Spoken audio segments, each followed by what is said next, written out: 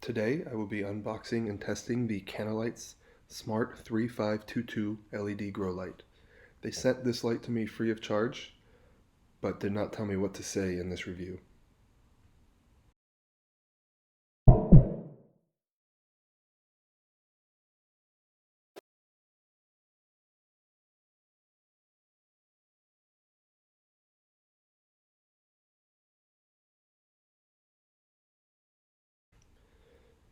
First thing I pulled out of the box here is the cloth grow pot. I don't think that comes with every light. I believe they just sent it to me, but that's pretty cool. Next, out of the box here is the hanging hardware. And note there that there is only one carabiner. Here is the power cord that they've included. And finally, onto the grow light itself. It is an aluminum body with a plexiglass cover. It's actively cooled with you can see the fan cutouts there.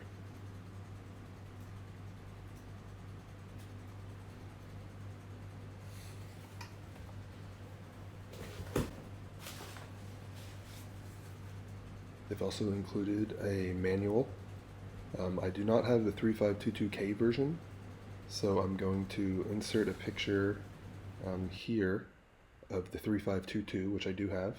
Note there it has 192 LEDs. Here is the recommended hanging height of 18 inches for flowering plants. And here is a zoomed in picture of the spectrum. There is a simple on-off switch right next to the power port.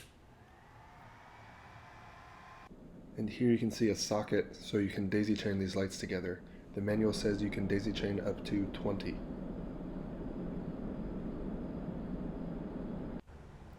Here is the plexiglass that is protecting the LED board itself. And the power cable that is included is pretty short in my opinion, so you will probably need to bring along your own extension cable. You can see here that I've actually hung it with 2 carabiners just to give it stability, because hanging with only one does not let you control it very well. Okay, on to the actual testing of temperature, wattage, par values for this light. So I've measured the temperature on the back of the LED grow light here. It's coming in at around 78 degrees Fahrenheit. And on the side of the grow light, it's coming in around 88 degrees Fahrenheit. And finally, on the LED panel itself, keep in mind this is reading through the plexiglass. I'm getting a reading of around 92 degrees Fahrenheit.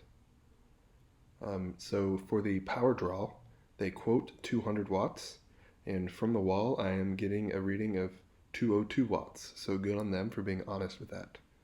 Onto the actual PPFD readings. I've marked out a 2x2 grow area and taken the measurements at 16 positions, and these are the values I've gotten. Pretty consistent and even, which is nice to see. Now keep in mind that recommended PPFD values for vegetative plants are around 200 to 500, and fruiting/flowering plants around 400 to 800. So this is well capable of flowering a plant in a 2x2 grow area. So with a hanging height of 18 inches and a coverage area of 2x2 feet, my average PPFD value is 846, giving me a total PPF of 314, and a power draw of 202 watts gives me an efficiency measured in PPF per watt of 1.56. This is pretty good.